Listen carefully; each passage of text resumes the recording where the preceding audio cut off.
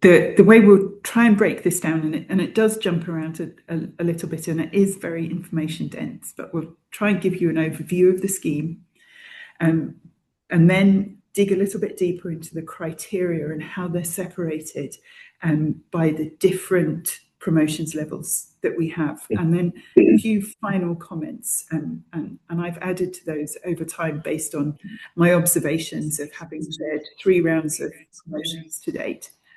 So, Pat, I think you've joined us. Would you mind muting your microphone for us, please?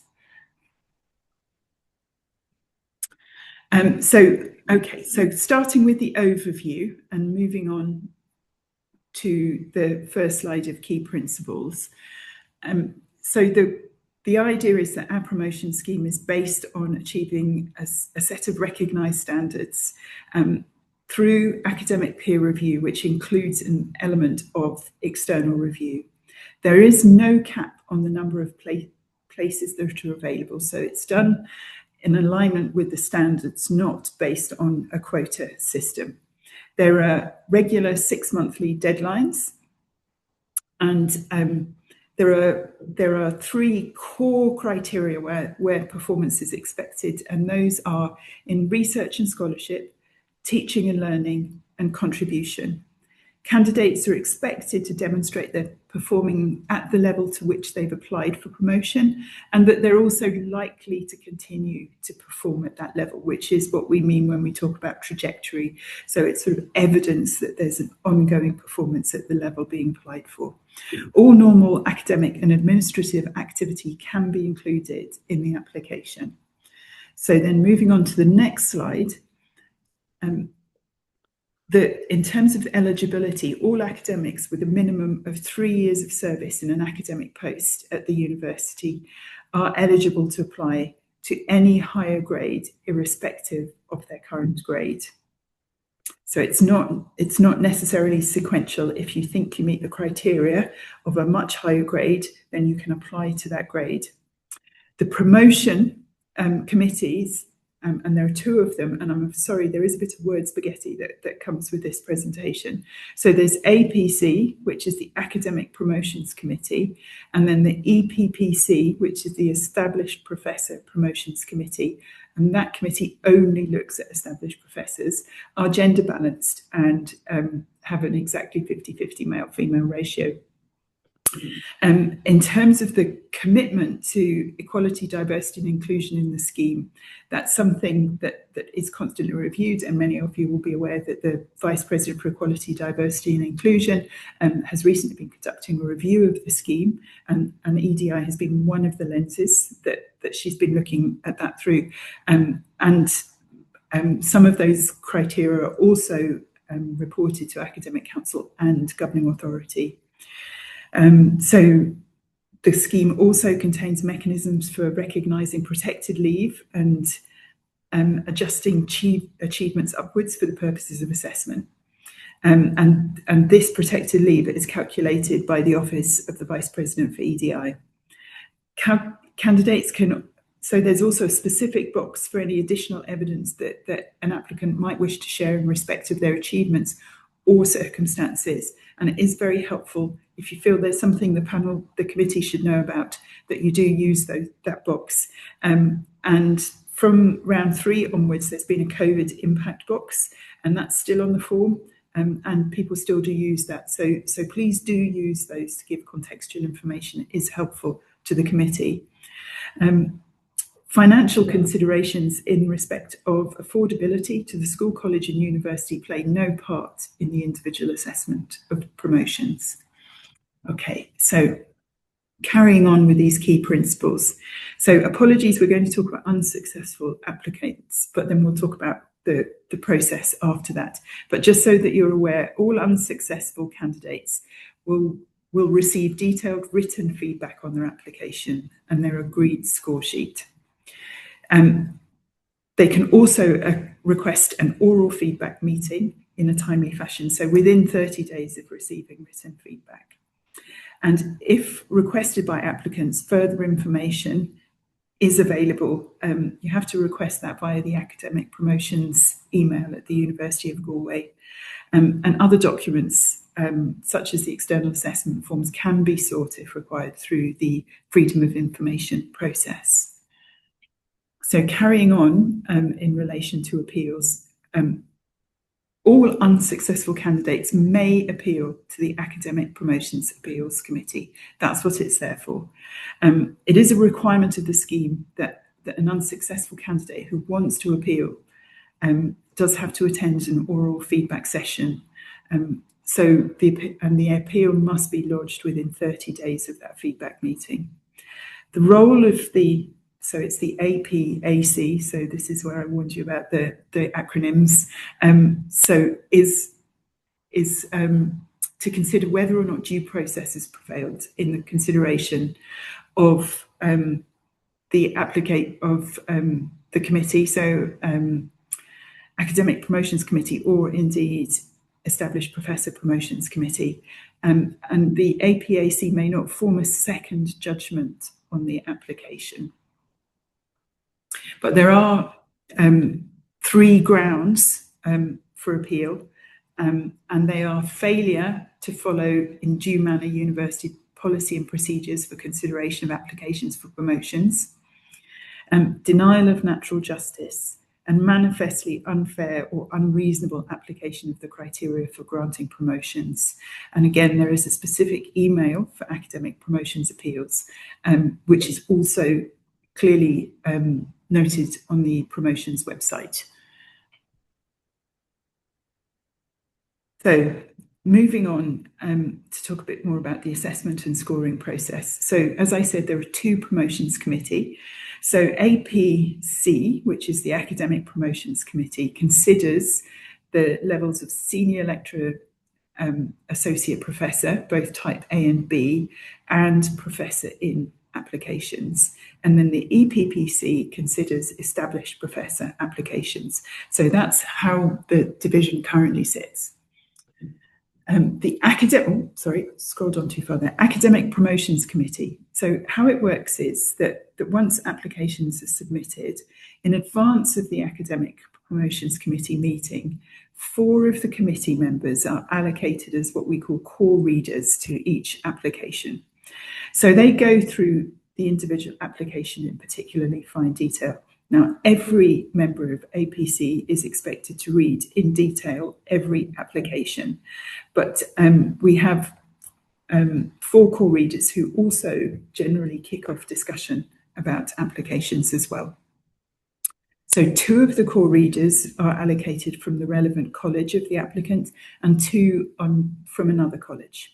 And there's a 50-50 gender representation between the core readers. 1 of the 4 readers is designated the feedback lead and are expected to take detailed notes during the discussion that form the basis of the feedback to applicants. But the feedback is reviewed and subsequently agreed by the entire Academic Promotions Committee. As I said, all applications are read by each member of the committee, and each member reads, assesses, and then scores each application individually and independently prior to the meeting. Provisional scores. The 2 external members of the committee on APAC, sorry, I should mention that there are 2 external members independent of the University of Galway. They don't score the applications, they're expected to read them in advance. The committee then, so those scores are then brought together, and I'll show you how they're brought together in a subsequent slide. And the committee discusses and agrees a consensus score for each criterion for each candidate. And the word consensus is really important because it does have to be a consensus of the discussion, which means that at times the discussions can go on for a considerable length of time in order to ensure that consensus is reached. And then the relevant achievement is once the relevant achievement has been demonstrated for each criterion, then the consensus decision is either going to be yes or no. But if the criteria is met, then the decision is yes. So Established Professor Promotions Committee works in a very similar way. The It's a smaller committee and it deals with a smaller number of applications than when you look across the whole of APC and the 2 grades that it looks at. So there are 2 core readers allocated to each application, one from the college, one from outside the college, and again 50-50 in terms of gender balance. And one of the 2 designated readers takes feedback lead. So it's a very similar pattern, just slightly different in terms of the numbers of allocations. Applications are read by all committee members and scored independently in advance and prior to the meeting. And then once the committee meets as a whole, it discusses and agrees the consensus score in a similar way to the way that I outlined for APC. So carrying on to the next slide. As we've said, prior to the meeting, each member of the committee submit their provisional scores in respect of each candidate. And the scores are transposed onto a spreadsheet, which we'll show you in a moment in the next slide. A score of 1 does not mean no. It means the person scoring has assessed that the candidate may not be achieving the criterion, but in particular, they're seeking further discussion about the criterion, and or they might just want to seek clarification from someone else on the committee who's close to the discipline.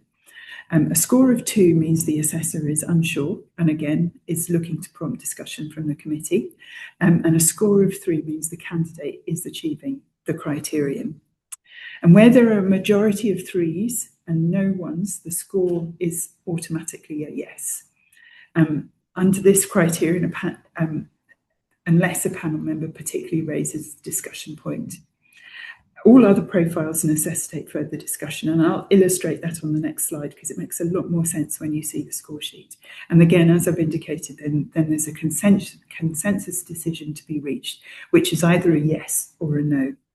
And at the beginning of any discussion of a candidate, all the panel are reminded once again of the protected leave multiplier and any COVID impact statement or contextual information that's been provided in the application.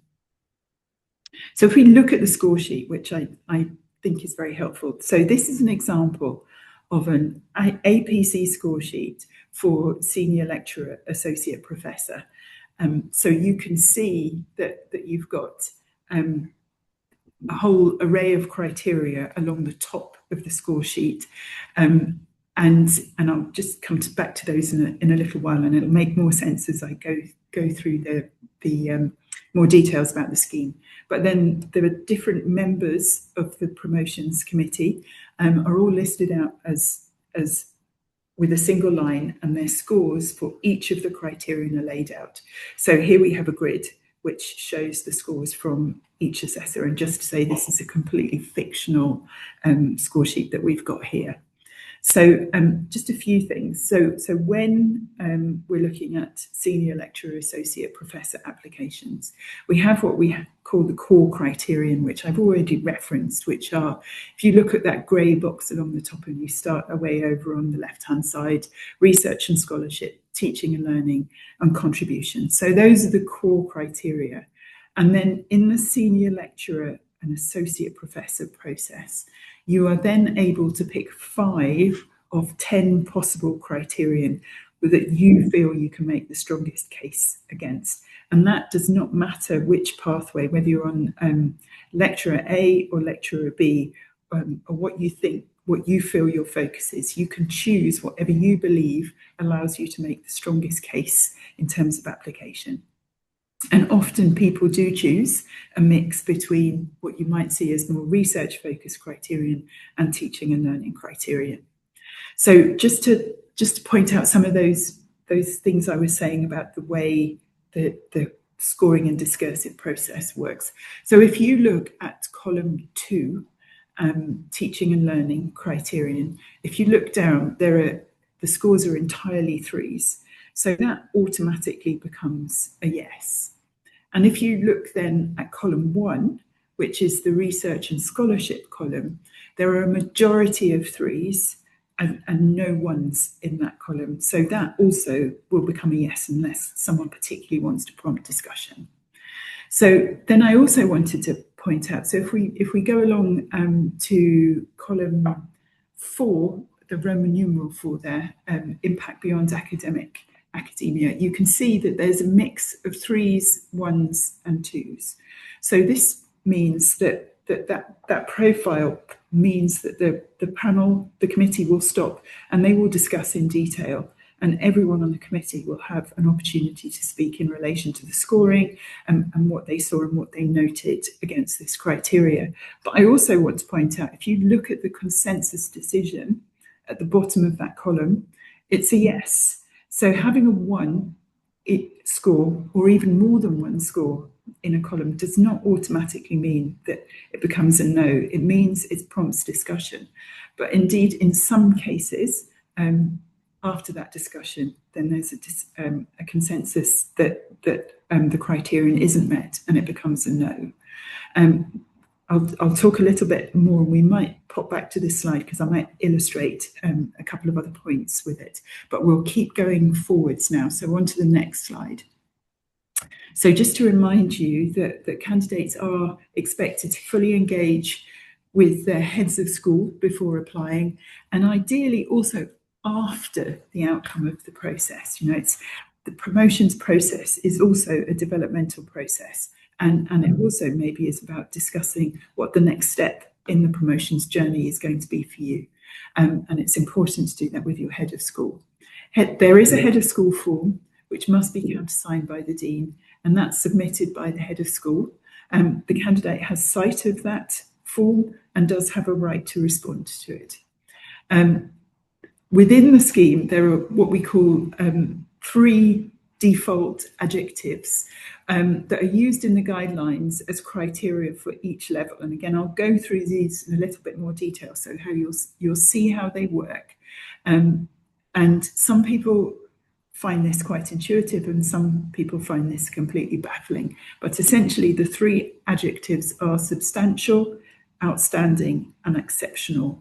And the way they're used is the sense that there's sort of equal distance between each of these adjectives. So when we're talking about substantial, we're talking about the threshold for senior lecturer and associate professor, and then a significantly higher threshold of outstanding, which is somewhere midway between substantial and exceptional.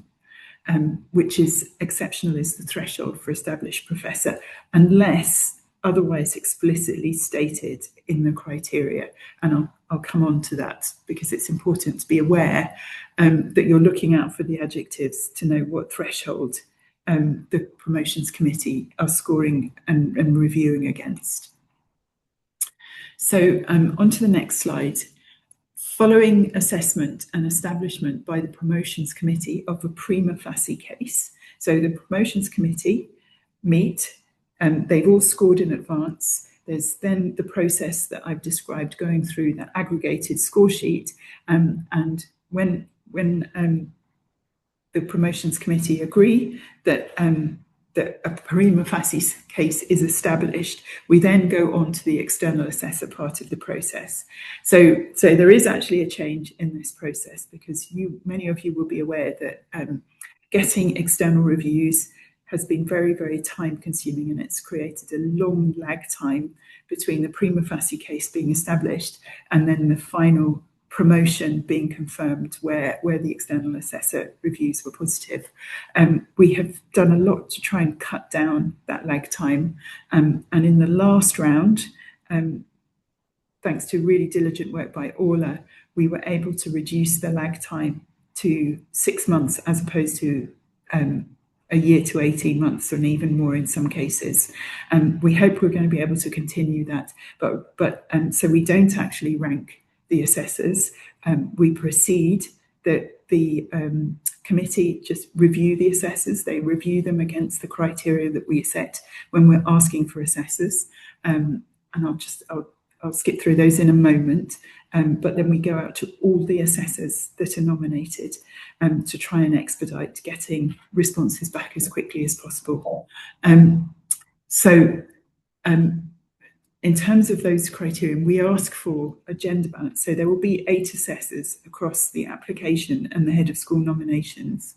They have to be gender balanced, and they have to have a strong international representation with a broad global distribution.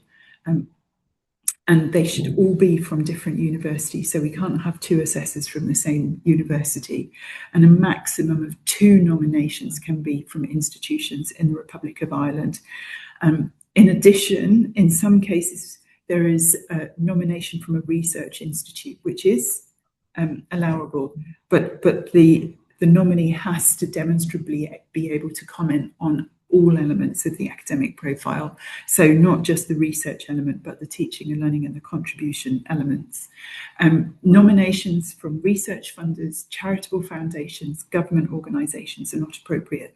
And I do draw your attention to these, because if we have to go back and seek different nominations from either the applicant or the head of school, it builds delay into the external assessor process. So again, in terms of trying to move through that process as quickly as possible, checking alignment with these criteria is very, very helpful. Carrying on to the next slide. Thanks, Ola. Assessors should, so also we're looking, so if you're nominating assessors for the established professor and professor in level, they should be at the full professor level. And in the case of applications for promotion to senior lecturer and associate professor, they need to be at least at professor level. So where possible, they're at a grade higher than the applicant is submitting to, but obviously at established professor, they need to be of equivalent grade. These assessors must have no substantial or recent conflict of interest, and they're asked to make a declaration, and we do scrutinise the declarations. So we don't expect them to never have heard of the applicant, and they may, in the distant past, have had some interactions. But recent co-publications, even recent examination of PhD students, if it's very recent, it casts doubt over the conflict of interest, and it means we have to move on to another assessor. So again, it builds delay into the process. So do be mindful of those conflicts of interest.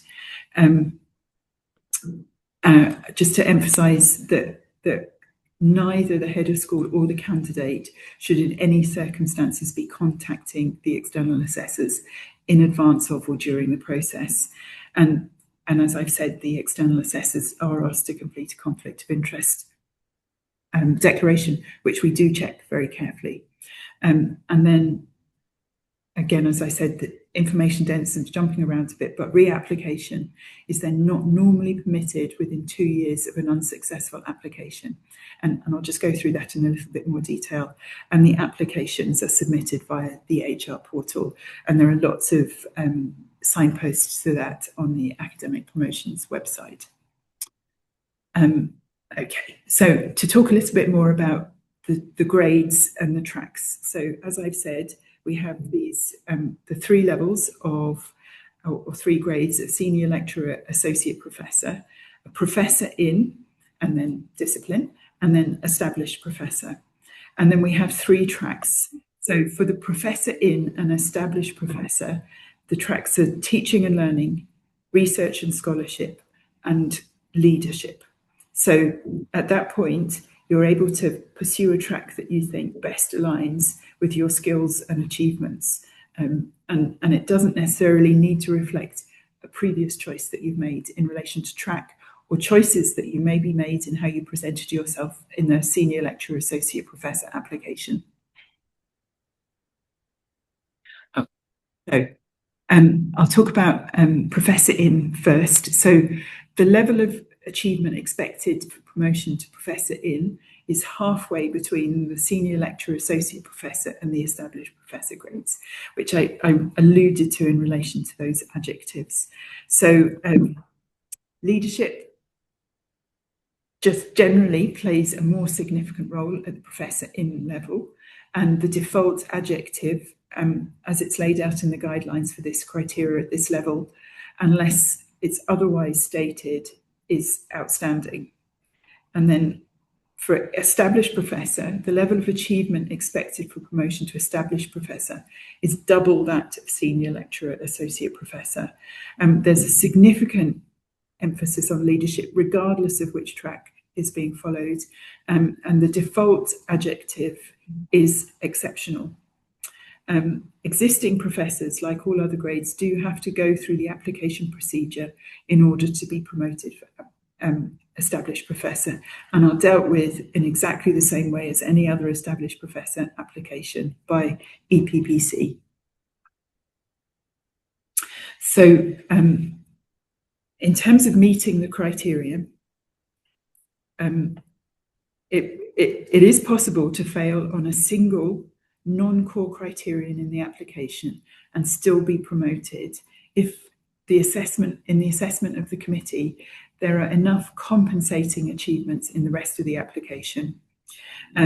So it's what we call an in the round process. So if there's one non-core criterion that is scored as a no by the committee and everything else is yes, then the committee will it will trigger an in the round discussion where the committee will decide whether there is sufficient compensating strength in the rest of the application. So we'll carry on there. Thank you. So again, in respect of reapplication, in the event that a prima facie case is not agreed, the 2-year rule is reduced. I'll skip over that sentence. I'll come back to it in a minute. So if you're successful, you can reapply immediately. So if you feel that you want to reapply to the next grade, then you can do so at the next academic promotion round. If you fail on a single non-core criterion but were not promoted, which is what this sentence at the top is alluding to, you can't apply again for any level for 1 year. But that's so a single non-core criterion, and in the round discussion was had, but the committee concluded that there wasn't sufficient compensating strength elsewhere in the application. So a prima facie case wasn't established. It is then possible to reapply for promotion within 1 year. If there's a fail or a unsuccessful on any core criterion, that means that the full 2-year wait to apply again applies. And if there's a fail on more than one non-core criterion, again, the 2-year wait applies. So it's a little bit nuanced. So it's worth being aware of the differences in terms of reapplication rules. Okay. So alongside the bits of the application that you're going to fill in and provide your own narrative with, there's supporting material that's requested as part of the application. So an up-to-date, accurate CRIS profile is requested.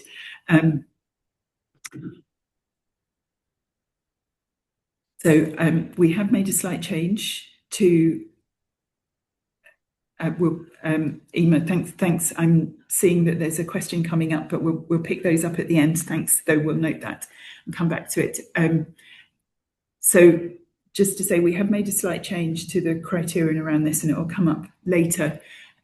So we're aware that CRIS sort of downloads in a different chronological order to IRIS used to do. So what we're saying is it can be in either direction. So it can be newest to oldest or oldest to newest, depending on what you find easiest to download from CRIS. But ideally it is in chronological order. You need to submit up to 2 pages that reflect student feedback that you've gathered. And I know that CELT can support that process. Teaching portfolio of up to 23 pages.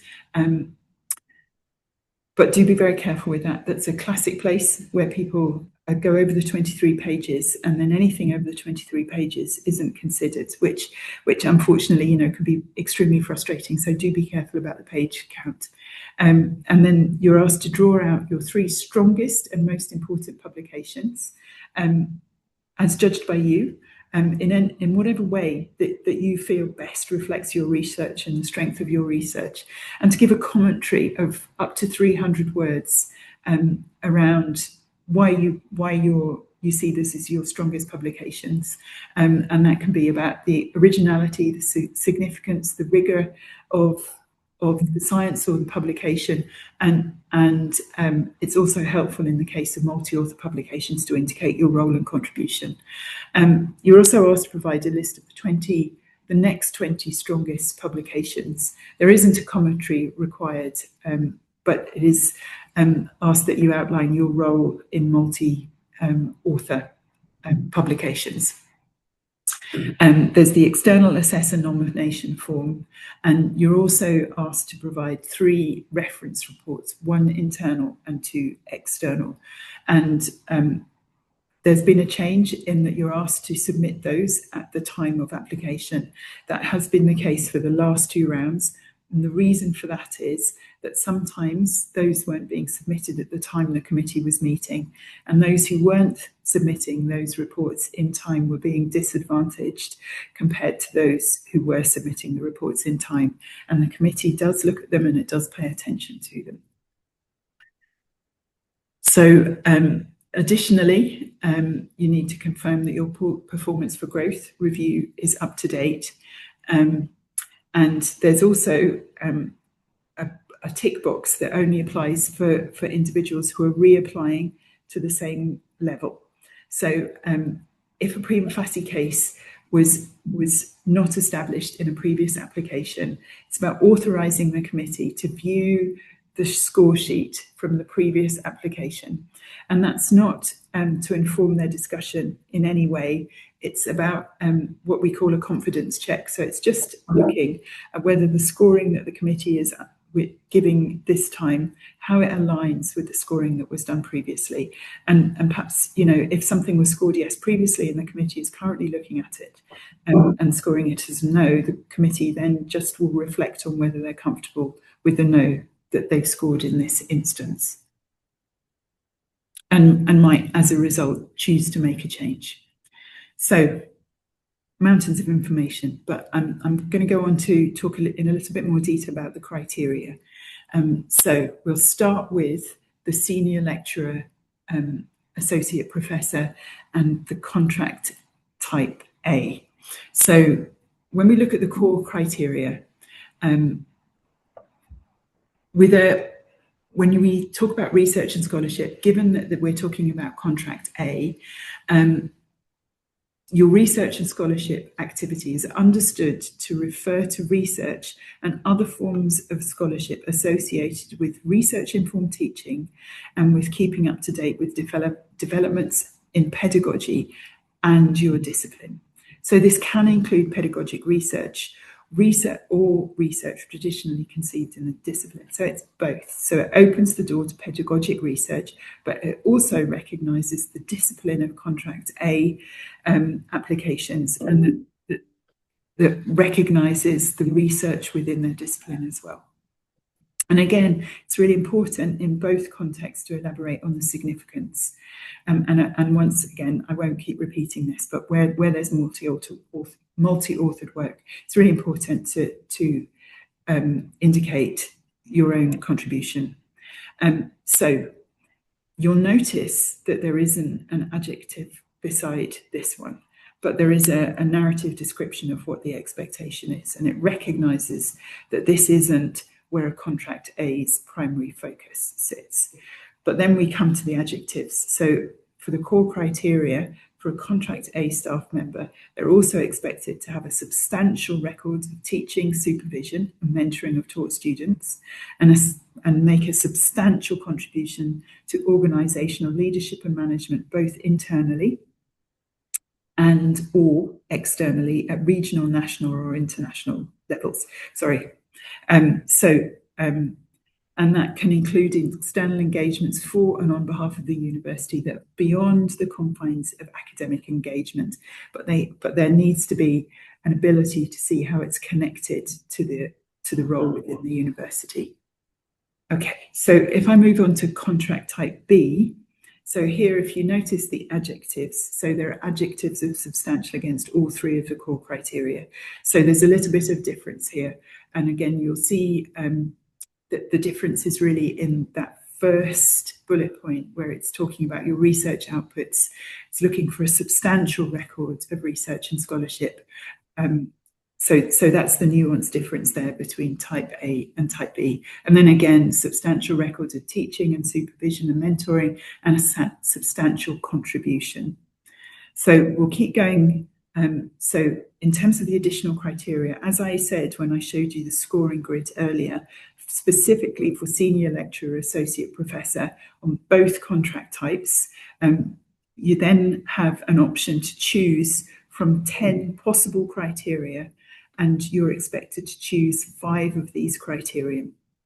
So you can see they span more research-focused activities and then more teaching-focused activities. And look on the website for the definition and the expectation of what you should be including under these criteria. And there'll be some guidances on the form as well that help you indicate what's expected in these boxes. There is no rule about which of these you choose. You can choose whatever combination you feel best reflects your strengths.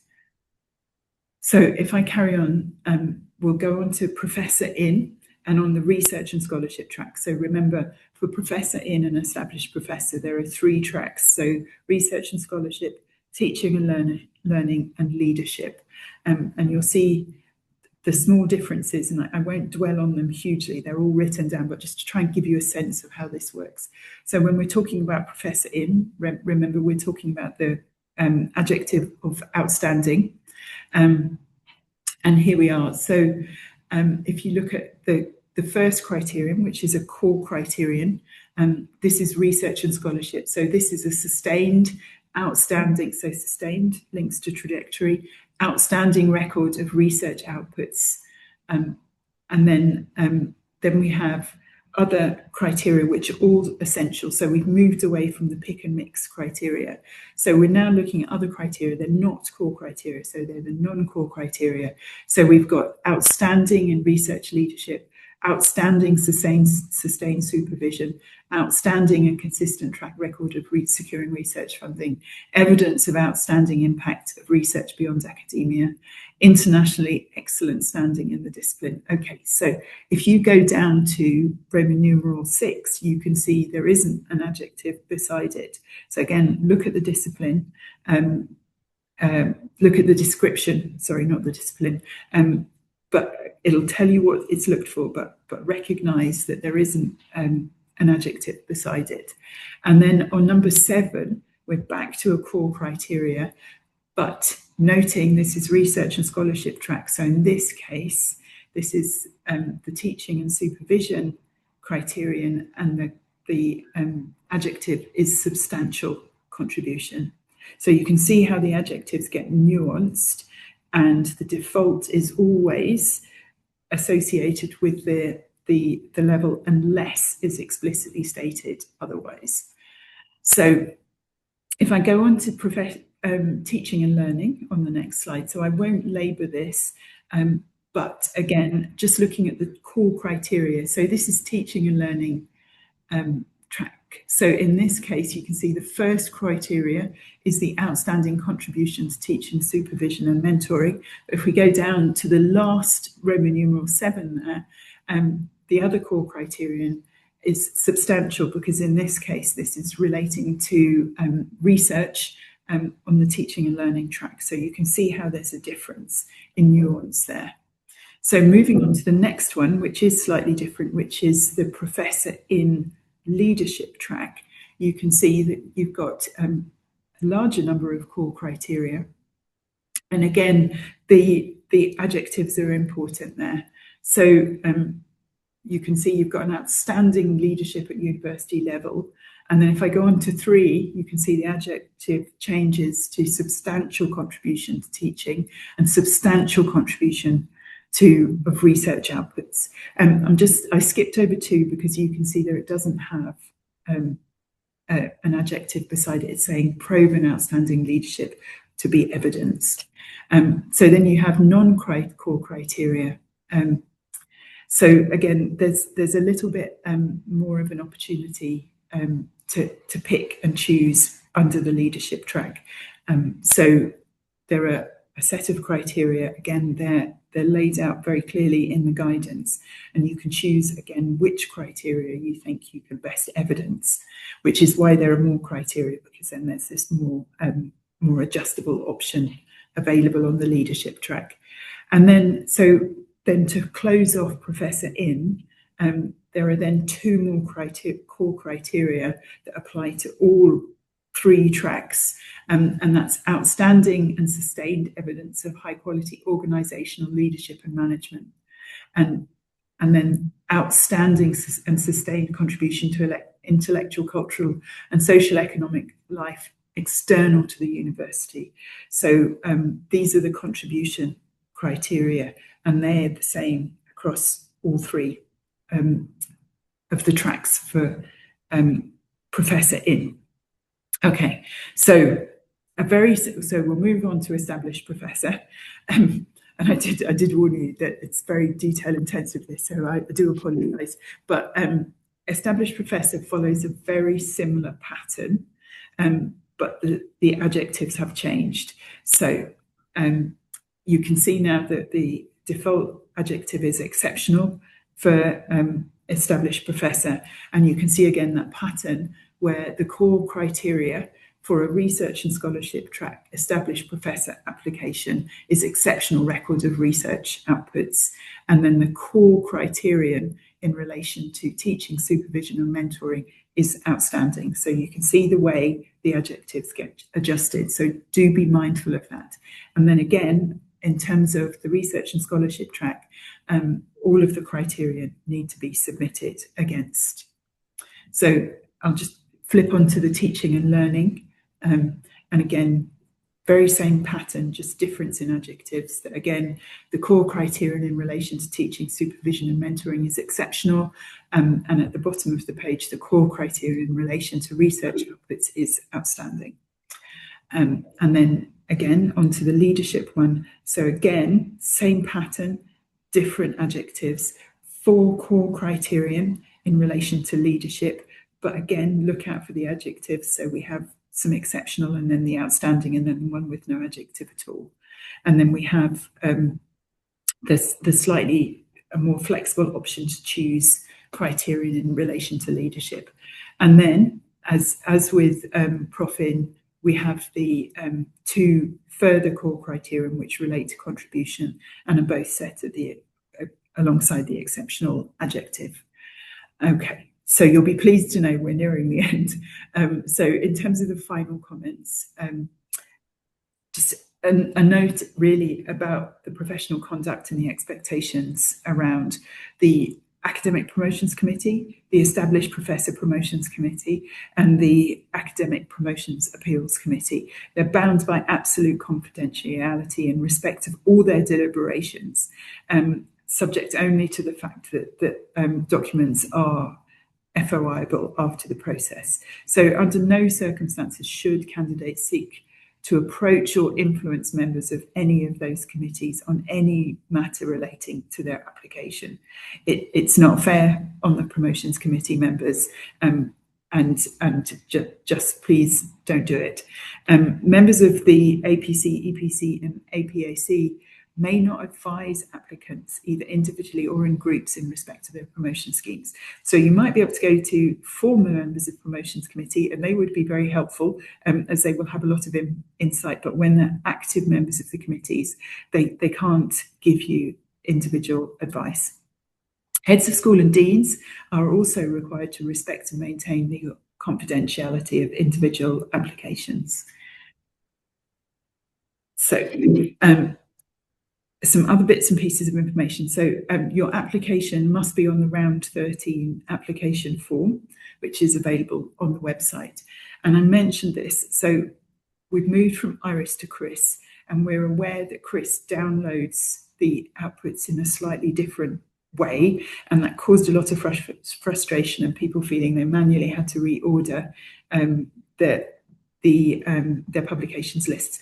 As I said, we've modify the guidance to recognise that. So it can be either from most recent to oldest, or oldest to most recent. We don't mind which way, but it is very helpful to the committee to have them ordered in an ordered, time-ordered format in one direction or the other.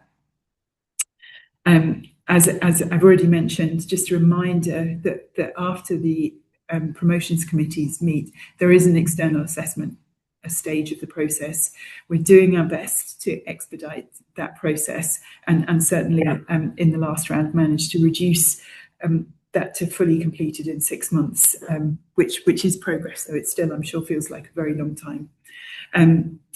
And really, really importantly, I can't emphasize this enough, please do allow yourself sufficient time to submit your application. Don't leave submitting until the last minute before the deadline. If there is any problem, you won't be able to get last minute help, or if you do, they may not be able to help you in time, and the deadline is the deadline.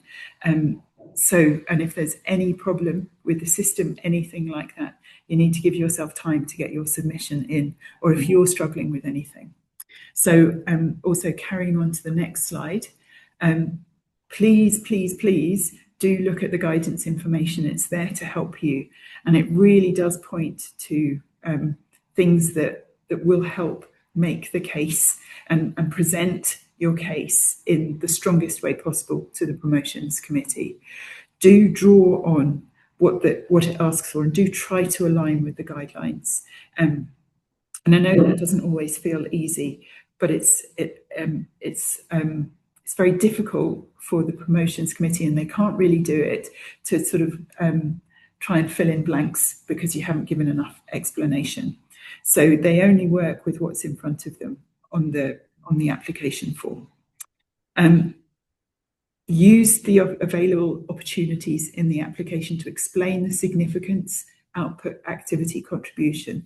So there are spaces for you to say both what you've done, but why it's important, why it's made a difference, what it is, how it's contributed, how it's made a difference in terms of what it's contributed to. So do elaborate. It's really helpful to the committee, and it's that thing about making the best case you can. So don't just say that you've done a thing, but say what has resulted from having done that thing. Try not to repeat information between different criteria on the form. So you might hear reference to duplication of information. So wherever possible, avoid it. But the committee does recognise that in some instances, an activity that you've undertaken is relevant to more than one criterion. But the way to handle that is to sort of separate out what part of that activity aligns with a criterion, so that when it appears in one criterion, you can see how it's being referenced against that criterion. And when it appears again in another criterion, that you're giving a different nuance to how that activity aligns with that criterion. It's really important that it isn't just a cut and paste of the same activity across different criteria. Do speak to previous successful applicants and senior colleagues. I know it doesn't always feel easy, but do draw on their experience to whatever level you feel comfortable. And our experience is that in general, colleagues are only too happy to assist. So on to the next slide, which is the last one of my top tips slides. So missing the deadline, getting word counts, missing out sections or information requested, and leaving comments switched on are frequent mistakes. And again, you know, some of these are heartbreaking, things like missing the deadline, missing out a section so that you've got an incomplete application, which we can't accept. One thing that does happen is some people obviously have asked someone to review their application. Someone has written comments beside it, and those comments are left on when the application is submitted. That's not a good look. Try not to do that. Do make sure that you're trying really hard to align the information and the evidence with the criterion in the section. So don't write what you think the criterion should be. submit your evidence in alignment with the criterion. It has to align with the criterion. If it doesn't succeed. The committee is looking at it against the guidelines for the criterion, not what you think the criterion ought to be. It's also that there are lots of clues actually in the guidance about the kind of things that help evidence, and particularly in the teaching and learning section. So I've called out one, which is there are a few sections which talk about referencing the salient literature, particularly in the teaching and learning section. It's amazing how many people don't do it, and actually it's a real easy win in terms of you're asked to do it, you demonstrate that you're engaged in the pedagogy and the kind of research and keeping up to date around teaching and learning by drawing on the salient literature. So there are lots of hints and clues in the guidance about things that the committee draw on and they look for in your application.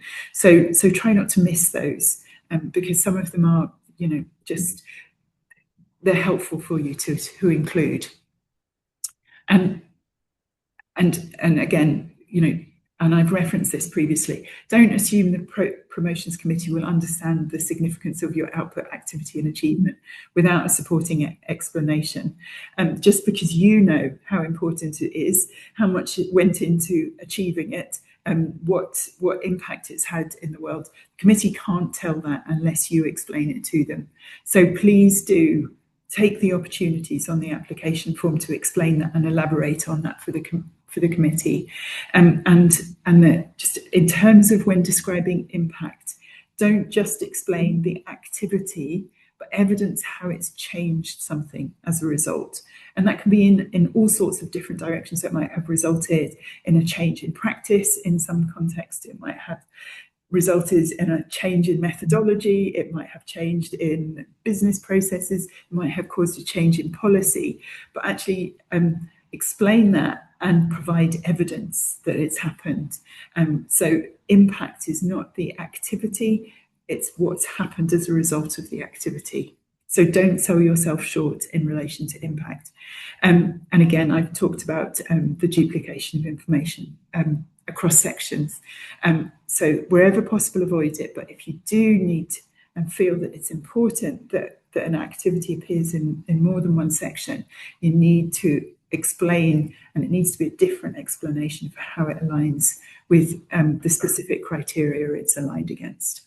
Okay, folks, we're nearly there. So deadlines. So the deadlines are 4 p.m. on the last working day of the month every 6 months. So the next deadline is 4 p.m. on Friday, the 27th of February, coming up. And then the following one will be in August, so following our 6-monthly cycle. If there is going to be any change to that in the future, you will be notified of it long in advance. And then final slide is some supporting information. So I've referenced a number of times the academic promotions web pages. They sit on the Deputy President and Registrar web pages. So you can either look it up through academic promotions, or you can look it up by going to the Deputy President and Registrar pages and then into academic promotions. We have the academic promotions email. So please do use that if you have any questions. And also the actual application system is linked to the HR applications. So you can find it through the academic promotions homepage, and that's the web address there as well, should you need it to find it directly. So you'll be pleased to know, and I'm incredibly pleased to know that's the end of the slides. So what we're going to do is